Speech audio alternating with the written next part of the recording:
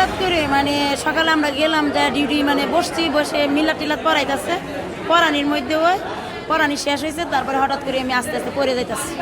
অফিসে গেছি, দোয়া করছে, মোনাজাত করছে, করে হাইরে এখন পানি ভরা দিবার নেছে আর মাথা ঘুরা পড়ে গেছে। পানি খাইছি না, পানি দিছে, পরা পানি সবার শরীরে দিয়ে দিছে আর মাথা ঘুরা পড়ে গেছে। আর খবর পাই না।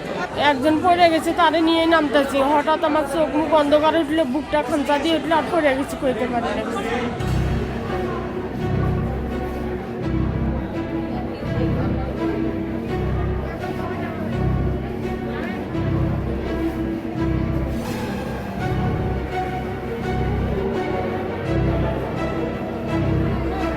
আমরা ইংরেজিতে বলি মাস সাইকোজেনিক ইলনেস, যার বাংলায় বলা হয় গণমনদৈহিক রোগ। এটা মানসিক এক ধরনের রোগ।